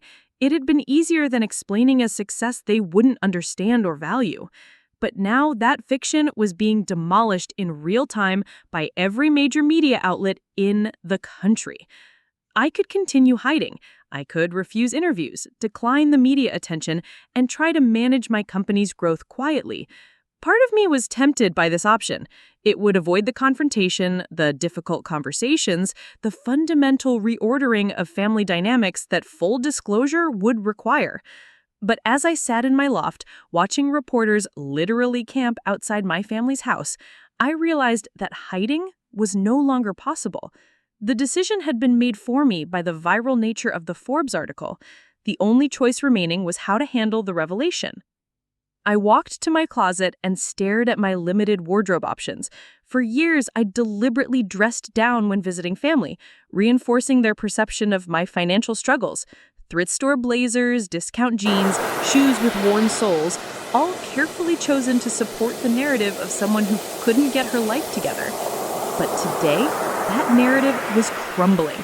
Today, I could choose to show up as who I really was, rather than who they expected me to be. Hanging in the back of my closet was a designer suit I'd bought for a presentation to Microsoft executives 6 months ago. Tailored charcoal gray with subtle print stripes, it had cost more than most people's monthly salary. I'd only worn it twice, both times for high-stakes business meetings where image mattered as much as substance. Next to it hung the blazer I'd worn to last night's dinner. Wrinkled, faded, purchased at a discount store for $15. The contrast between the two outfits represented the choice I was facing: continue the deception or embrace the truth. My phone buzzed with another message from Richard. "Whatever you decide about media interviews, you need to know that 3 major investment firms want to meet this week. The validation round we discussed, we're already getting offers at $100 million valuation. This could change everything, Valentina." $100 million. The number felt surreal. Less than 24 hours ago, I'd been sitting at the children's table listening to toasts about Theodore's $200 million fund, knowing that my own company was worth a quarter of that amount. Now, sudden media attention had doubled my valuation overnight. I opened my laptop and logged into NeuralFlow's administrative dashboard. The platform was running smoothly, processing optimization requests from clients around the world. generating value and solving problems while I sat in my pajamas trying to decide how to handle my sudden fame. The technical achievements represented by those algorithms felt real and substantial in a way that media attention didn't. I had built something meaningful, something that improved how businesses operated and helped organizations achieve their goals more efficiently. The recognition was gratifying, but the work itself was what mattered. I thought about the conversations I'd overheard last night. Uncle Charles discussing investment philosophy, Preston explaining the intersection of social impact and financial returns, Anastasia describing the operational challenges of scaling philanthropic initiatives. These were serious people doing important work, and they deserved to know that I wasn't just the family disappointment they'd been politely tolerating. But more than that, I deserved to be seen for who I really was rather than who they assumed me to be. I picked up the designer suit and laid it across my bed, then called my assistant. "Cancel everything for this morning," I said. "I need to make one stop before we deal with the media circus. And book me a car service, something nice. Today, I'm done pretending to be unsuccessful." The decision crystallized as I spoke. For years, I'd protected my family from the discomfort of recognizing their misjudgment by maintaining a fiction that served no one. I'd enabled their dismissive attitudes by confirming their low expectations, allowing them to feel justified in their treatment while robbing them of the opportunity to know who I really was. But today, armed with undeniable proof of my achievements and surrounded by media attention that made hiding impossible, I was finally ready to show up as myself. Not the struggling dropout they expected, but the successful entrepreneur I'd become. As I prepared for what would certainly be the most challenging conversation of my life, I felt a mixture of terror and relief. The comfortable lies were ending, but maybe, finally, the truth could begin. The black Tesla pulled up to the Ashford estate at exactly 11:30 a.m., gliding silently past the cluster of reporters who immediately began snapping photos and shouting questions. I sat in the back seat, wearing my tailored charcoal suit, feeling like I was arriving at my own intervention. The contrast with last night's beaten Honda Civic couldn't have been more dramatic. As the car approached the circular driveway, I could see my family gathered in the front parlor through the large windows. Mother pacing frantically while gesturing at her phone, father standing rigid by the fireplace, Theodore and Anastasia huddled together on the sofa looking shock-shelled. The scene looked like a crisis management meeting, which I suppose it was. The reporters recognized me immediately as I stepped out of the Tesla. Camera flashes erupted like lightning, and voices overlapped in a cacophony of questions. "Miss Reeves, how does it feel to be worth $50 million? Did your family know about your company? What's your response to people calling this the biggest family secret in tech history?" I walked towards the front door with as much dignity as I could muster, ignoring the chaos around me. James, the security guard, opened the gate with a look of amazement and something that might have been pride. "Miss Valentina," he said quietly, "I always knew you were special." Before I could reach the front door, it opened to reveal Helena, her face beaming with barely contained excitement. But behind her stood someone I hadn't expected. Richard Pemberton himself, looking every inch the powerful venture capitalist in his perfectly tailored navy suit and confident smile. "Valentina," he said, stepping forward with his hand extended, "I hope you don't mind that I came personally. After our conversation this morning, I felt this was too important for a phone call." The reporters behind me erupted with fresh energy. Richard Pemberton was Silicon Valley royalty. His presence here transformed this from a human interest story about family dynamics into front-page business news. His investment firm had backed 3 of the last 5 companies to go public with billion-dollar valuations. "Mr. Pemberton," I replied, shaking his hand while very aware that our interaction was being photographed from multiple angles. "I wasn't expecting you here." "When Forbes calls your company the stealth startup of the decade and CNN wants to feature you on Anderson Cooper, I make house calls," he said with a grin. Then raising his voice slightly so the gathered family could hear through the open door, he added, Besides, I wanted to personally congratulate you on building something truly extraordinary. I could see my family frozen in the parlor doorway, their faces a mixture of confusion and dawning realization. Mother's perfectly composed expression was cracking around the edges. Father's usual commanding presence seemed diminished. Theodore and Anastasia stood behind them like children, trying to understand an adult conversation. Richard stepped closer to me, his voice carrying clearly in the morning air. Valentina, I've been in venture capital for 15 years, and I've never seen anything like what you've built. Neural Flow's technology is revolutionary. It's going to transform how every major corporation operates. You've solved problems that teams of PhD researchers at Google and Microsoft couldn't crack. The partnership we discussed, Richard continued, Nexus Capital is prepared to lead a Series B funding round at a $100 million pre-money valuation. We believe NeuralFlow could be worth $1 billion within 3 years. $1 billion. The number hung in the air like a physical presence.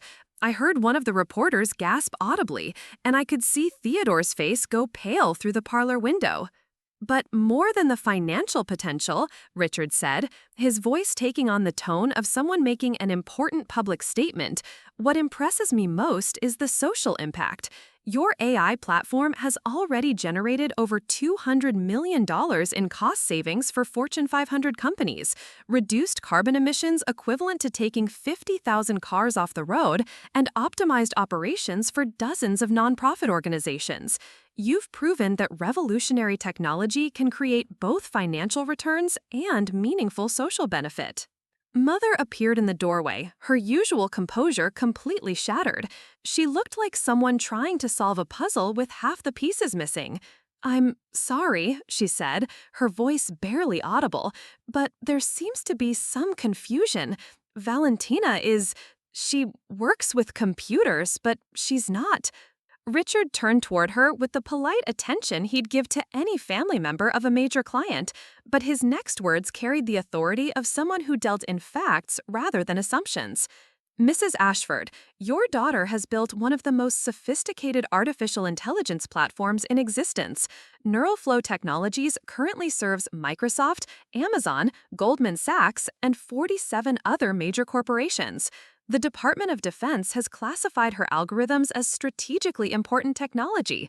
MIT wants to restructure their computer science curriculum around principles she developed." The silence that followed was absolute. Even the reporters seemed to sense they were witnessing something more significant than a typical business story.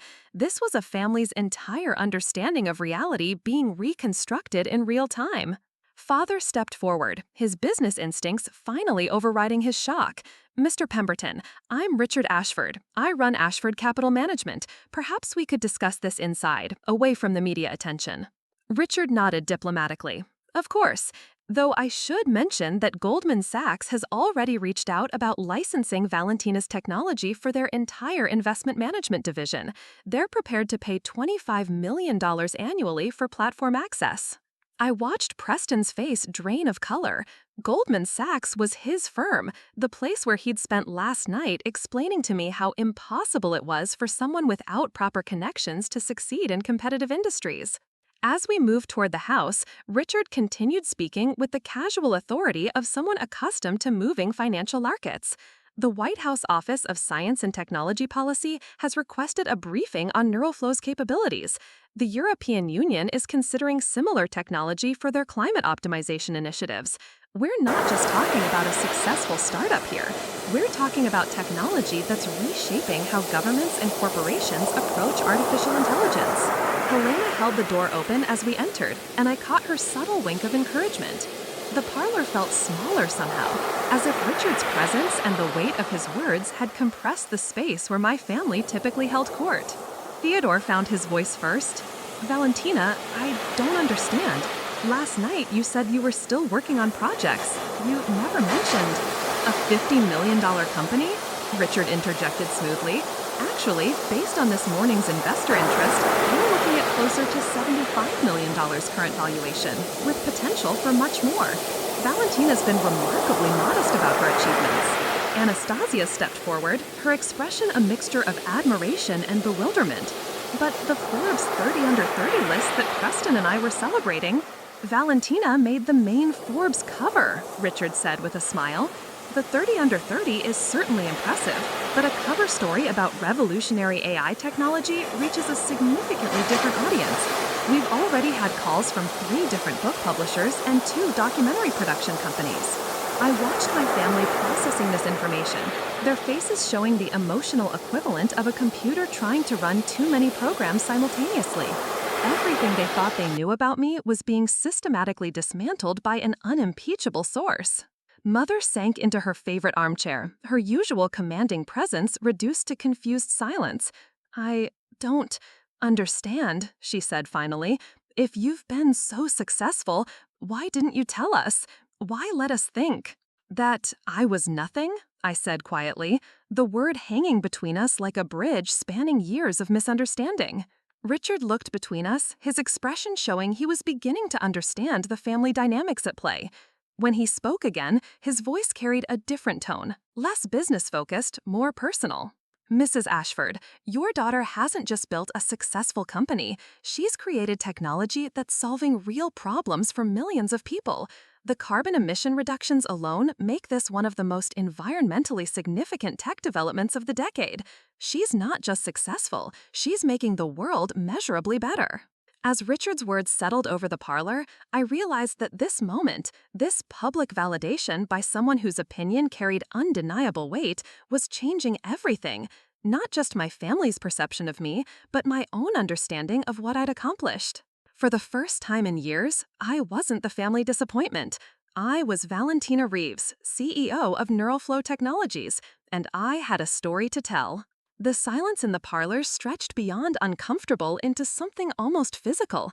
I watched my family's faces as Richard's words settled over them like dust after an explosion, each of them processing the magnitude of their miscalculation at different speeds. Mother was the first to break. Her hands trembled slightly as she reached for her reading glasses, fumbling to put them on as if better vision might somehow change what she was hearing. $50 million. She repeated slowly, as if testing the words to see if they made sense. "Valentina, you own a company worth $50 million? $75 million, actually," Richard corrected gently. "And that's conservative. Based on the licensing deals already in place and the government contracts under negotiation, we're projecting exponential growth over the next 2 years." Father's business mind was clearly racing, trying to reconcile the daughter he'd written off with the entrepreneur Richard was describing. "Government contracts?" he asked, his voice carrying that particular tone he used when evaluating investment opportunities. "What kind of government work?" Richard glanced at me for permission before answering. "The Department of Defense has classified NeuralFlow's optimization algorithms as strategically important technology. They're using Valentina's AI to enhance logistics efficiency across multiple military branches. The energy savings alone are worth hundreds of millions annually." I watched Theodore's face cycle through a complex series of emotions. Shock, confusion, what might have been admiration, and something that looked uncomfortably like shame. He ran his hands through his hair, a nervous gesture I remembered from childhood when he was trying to solve problems beyond his comprehension. "Wait," Theodore said slowly, "you said Goldman Sachs wants to license the technology. That's where Preston works." Preston, who had been standing frozen near the fireplace, suddenly looked like he might be sick. The new AI optimization platform, the one our managing directors have been raving about for months. The system that's been generating 20% efficiency improvements across our trading algorithms? NeuralFlow's financial sector applications have been particularly successful. Goldman Sachs, JP Morgan, Bank of America, they're all using variations of Valentina's platform. The cost savings have been remarkable. Preston sank into the nearest chair, his face pale. "I wrote a presentation last month about how revolutionary that platform was. I told my supervisors it represented the future of algorithmic trading. I had no idea. Valentina, you built that?" The weight of realization was spreading through the room like ripples in a pond. Anastasia stepped forward, her expression shifting from confusion to something approaching awe. The microfinance initiative, the impact tracking system we've been using to measure loan effectiveness, the one that's been so precise that other organizations want to copy our model? Licensed through a third-party vendor that uses Neuralflow's underlying architecture. Your initiative's success rate has been exceptional, partly because you've been using some of the most sophisticated impact measurement algorithms available. Anastasia stared at me as if seeing a stranger. You've been helping our foundation succeed this whole time, and we had no idea? The irony was becoming inescapable. Every achievement my family had celebrated, every success they'd toasted, every innovation they'd praised had been connected to technology I'd created. They had been unknowingly benefiting from my work while dismissing me as irrelevant. Uncle Charles, who had remained quiet throughout Richard's revelations, finally spoke up. The real estate optimization software our firm started using 6 months ago, the system that's been identifying investment opportunities with 97% accuracy? Neuralflow technology. Valentina's algorithms analyze market patterns, demographic trends, and economic indicators to predict property value fluctuations. Your firm's recent success in commercial real estate investments has been enhanced by her AI. Uncle Charles looked like someone had just told him his most successful business decisions had been guided by a Ouija board. But she was always the family disappointment, I said quietly, finishing the thought that everyone had been carefully avoiding. The words hung in the air like an accusation. Mother's hand flew to her chest, and I saw tears forming in her eyes for the first time since I had arrived. Father cleared his throat, his business instincts warring with what appeared to be genuine emotional distress. Valentina, I need to understand something. If you've been this successful, why didn't you tell us? Why let us think you were struggling? I looked around the room at their faces, confusion, shame, hurt, and growing comprehension warring for dominance in each expression. These were people I loved, despite everything, and I could see that my revelation was causing them genuine pain. Because this, I gestured to Richard, to their shock, to the entire morning's chaos, is exactly what I wanted to avoid. The assumption that my worth is measured by my bank account. The sudden interest in my life now that I've proven myself according to your metrics. Mother stood up abruptly, her voice cracking with emotion. That's not fair, Valentina. We're your family. We love you regardless of your financial success. Do you? I asked, and the question seemed to surprise us all. Because last night, you told me I was nothing. Not struggling, not misguided, not temporarily lost. Nothing. And everyone in this room nodded along like that was a reasonable assessment of my worth as a human being. The silence that followed was different from before. Heavier, more painful. This wasn't just shock at my success, it was recognition of how profoundly they had misjudged me. Theodore buried his face in his hands. Oh my God, Val, last night I offered you an entry-level position at Father's firm. I offered you filing work, and the whole time you were running a company worth more than our entire annual revenue. I offered to help you be realistic about your limitations, Anastasia added, her voice hollow with growing horror. I lectured you about proper career paths while you were using technology that was making my own work possible. Preston looked up from his chair, his face ashen. I explained to you why it was impossible to succeed in tech without proper connections, while working for a firm that pays millions annually to license your technology. Each confession seemed to hit them harder than the last. This wasn't just about financial success. It was about competence, intelligence, and worth. They were realizing that while they'd been treating me like someone who couldn't understand complex concepts, I'd been solving problems they couldn't even comprehend. Richard, who had been observing this family reckoning with the polite attention of someone watching a particularly intense theater performance, finally spoke again. If I may, he said diplomatically, what Valentina has accomplished is rare by any standard. Building a technology company from nothing, developing revolutionary algorithms, securing major corporate clients, these achievements would be impressive for anyone, regardless of background or connections. He paused, looking directly at my parents, but doing it while maintaining complete discretion, avoiding media attention, and focusing purely on technological innovation rather than publicity. That level of discipline and focus is almost unprecedented in Silicon Valley. Mother sank back into her chair, her usual commanding presence completely deflated.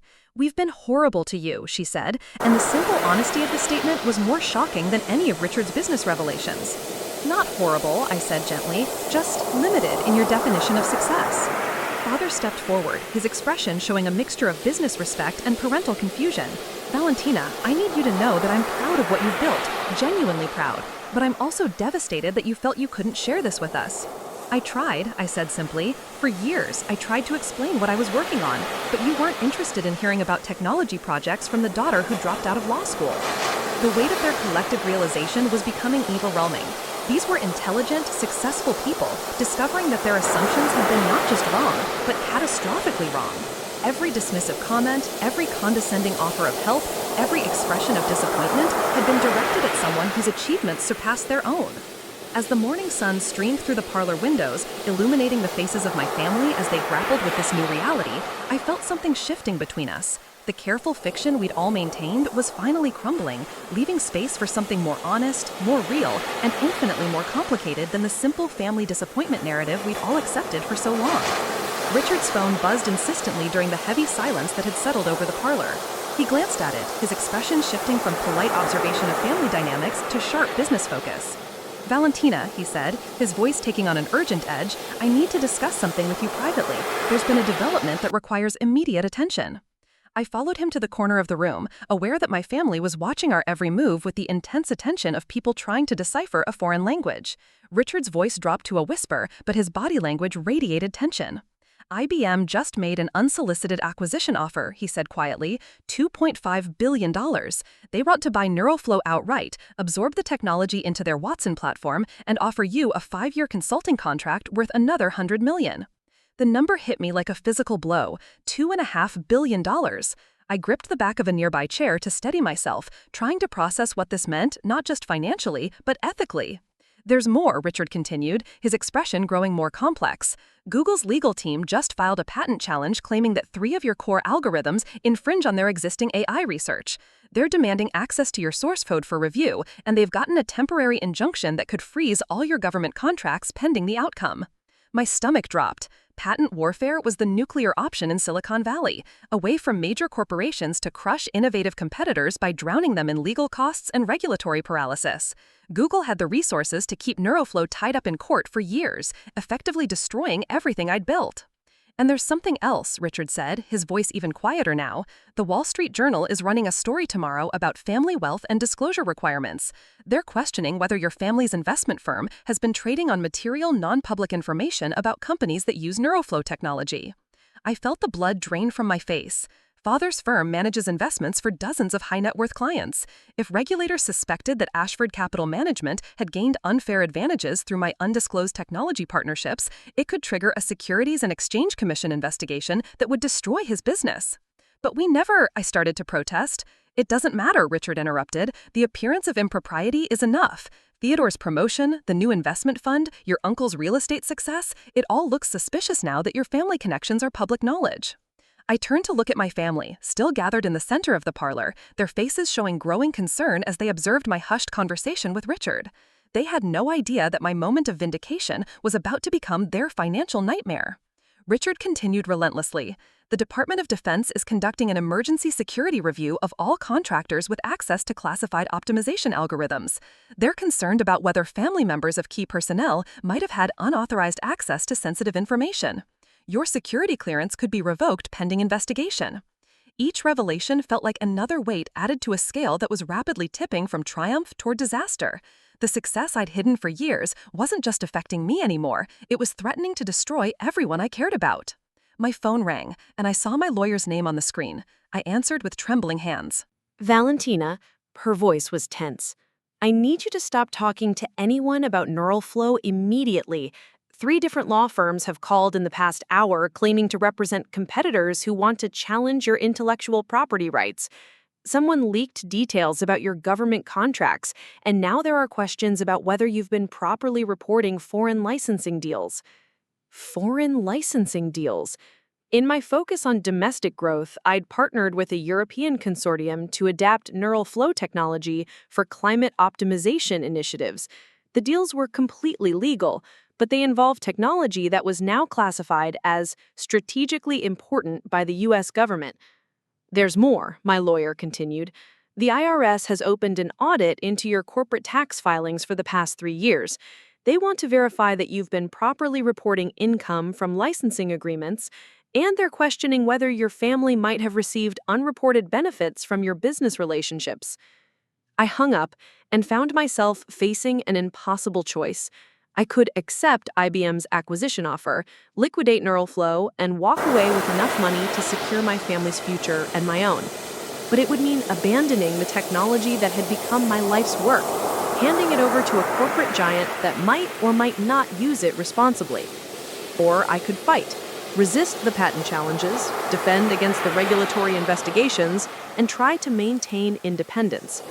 But that path would likely destroy my family's reputation and financial security in the process.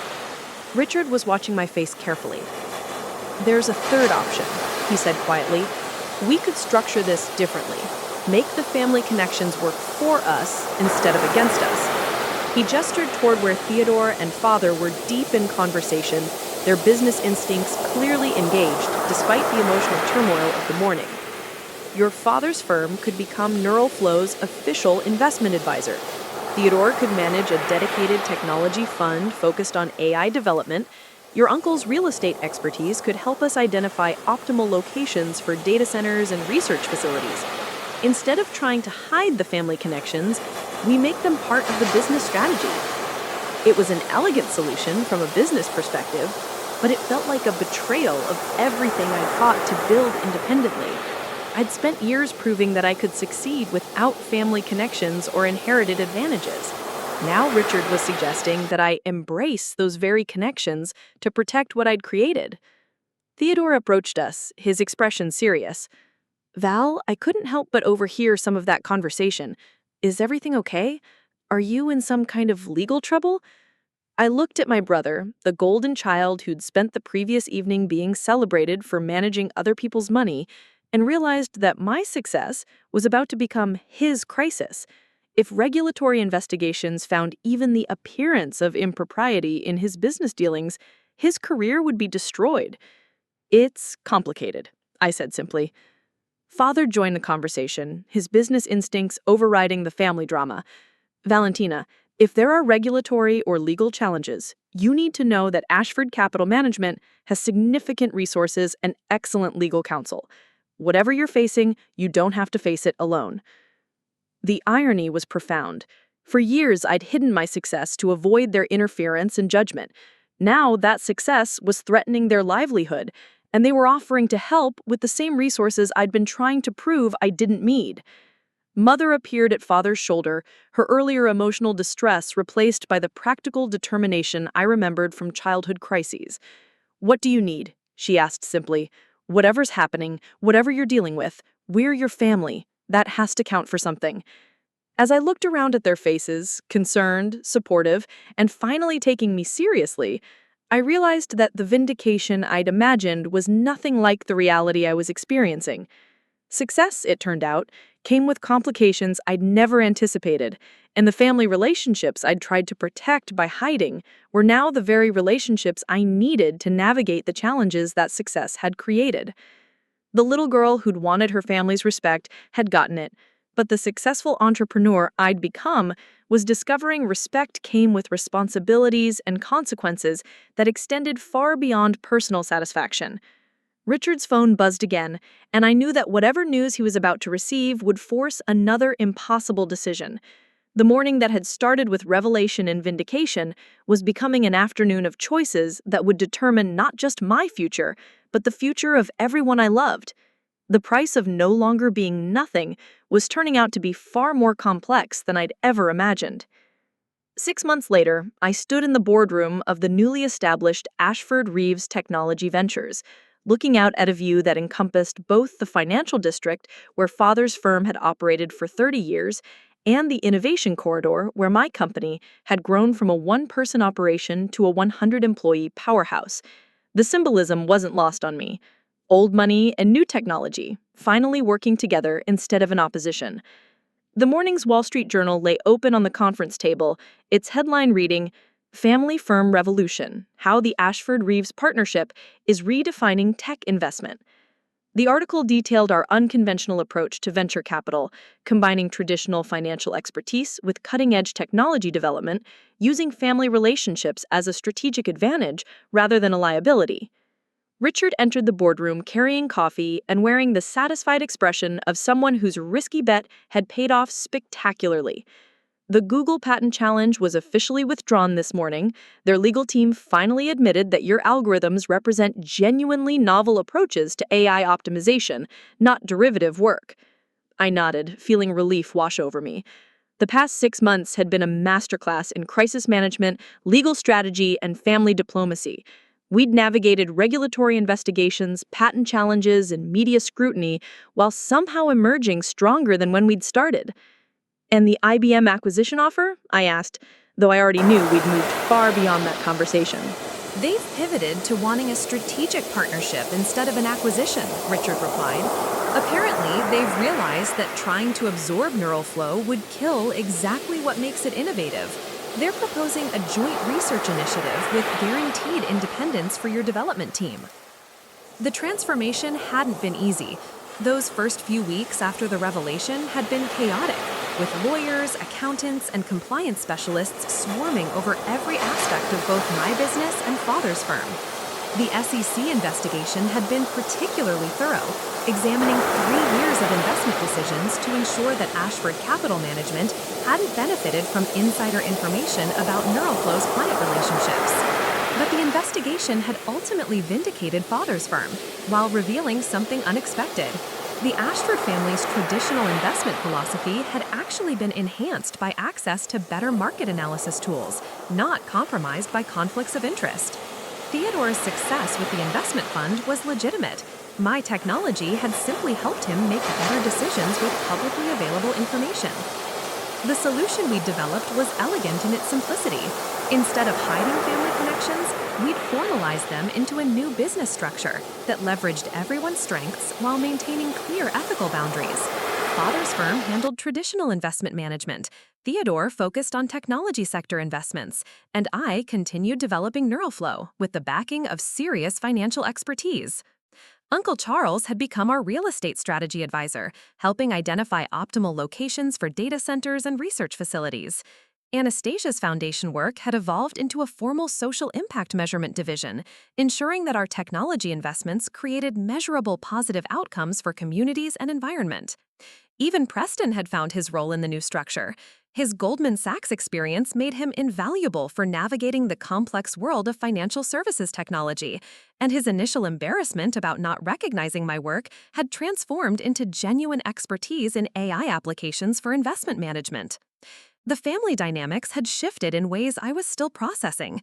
Mother now introduced me differently at social gatherings, not as Valentina, who's figuring things out, but as my daughter, the technology entrepreneur. The change wasn't just superficial, it reflected a fundamental shift in how they saw not just my achievements, but the nature of achievement itself. "You know," Mother had said to me just last week, "I've been thinking about that dinner when I called you nothing. I was wrong, obviously, but I think I was wrong in a deeper way than just not knowing about your company."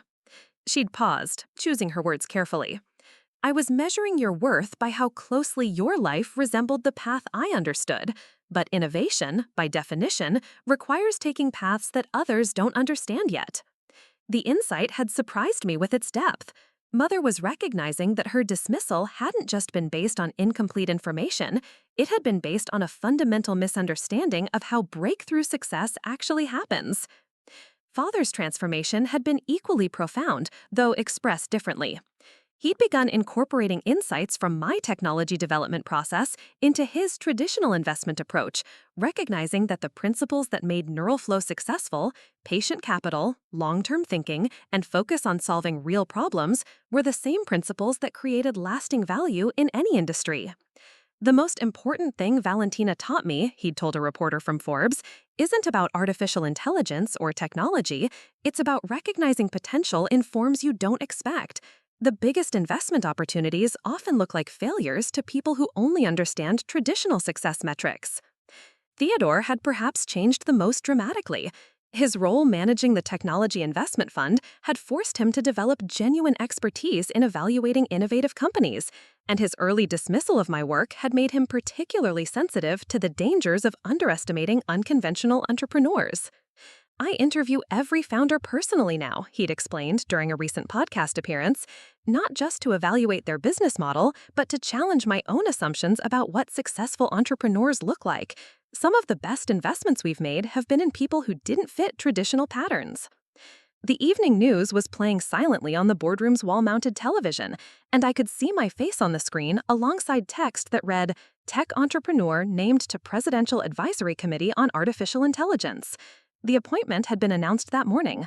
I would be advising the White House on AI policy development, helping ensure that rapid technological advancement served public interests rather than just corporate profits. My phone buzzed with a text from Helena. "Saw the news about the White House appointment. So proud of you, dear. Your old room is ready if you want to stay over after the family dinner tonight." Tonight's dinner would be different from the one 6 months ago in every possible way. We were gathering to celebrate Theodore's engagement to his longtime girlfriend, Sarah, a celebration that would happen at the same table where I'd once been relegated to a borrowed stool and a hand-scribbled nameplate. But more than the seating arrangements had changed, the conversations would be different. Genuine exchanges of ideas rather than polite dismissals. Real interest in each other's work rather than condescending tolerance. We'd learned to see each other as complex individuals with valuable perspectives rather than simplified characters in a family narrative. Richard gathered his papers, preparing to leave for his next meeting. "One more thing," he said, turning back from the door. "MIT called this morning. They want to establish the Valentina Reeves Institute for Applied Artificial Intelligence. Full research facility, graduate program, the works. They're offering you the position of founding director." I smiled, thinking about the girl who dropped out of business school to pursue what everyone called computer nonsense. That girl had imagined success as a moment of vindication, a satisfying "I told you so" that would prove her worth to people who doubted her. But real success, I'd ordered, wasn't about proving anything to anyone. It was about building something meaningful, solving problems that mattered, and creating value that extended beyond personal satisfaction. The vindication I'd received was gratifying, but it was the work itself. The technology that helped businesses operate more efficiently, the algorithms that reduced environmental impact, the platforms that enabled better decision-making, that provided lasting fulfillment. As I prepared to leave for tonight's family dinner, I reflected on how completely my definition of success had evolved. I was no longer the family disappointment trying to prove her worth, nor was I the secret entrepreneur hiding from judgment. I was simply Valentina Reeves, a person who'd found a way to combine technical innovation with business impact, someone who'd learned that the most meaningful achievements often come from collaboration rather than individual brilliance. The girl who'd once been called nothing had become someone whose work touched millions of lives. But more importantly, she'd helped her family understand that success comes in many forms, and that their love and respect had been worth earning not through vindication, but through the quiet dignity of building something that mattered. Tonight, we would gather around the same table where it all began, but this time there would be no borrowed stools, no hand-scribbled nameplates, and no need to prove anything to anyone. We would simply be a family, flawed and complicated and learning, celebrating each other's achievements and supporting each other's dreams. And that, I thought as I headed home to get ready for dinner, was the most meaningful success of all. Up next, you've got 2 more standout stories right on your screen. If this one hits the mark, you won't want to pass these up. Just click and check them out. And don't forget to like, subscribe, and turn on the notification bell so you don't miss any upload from us.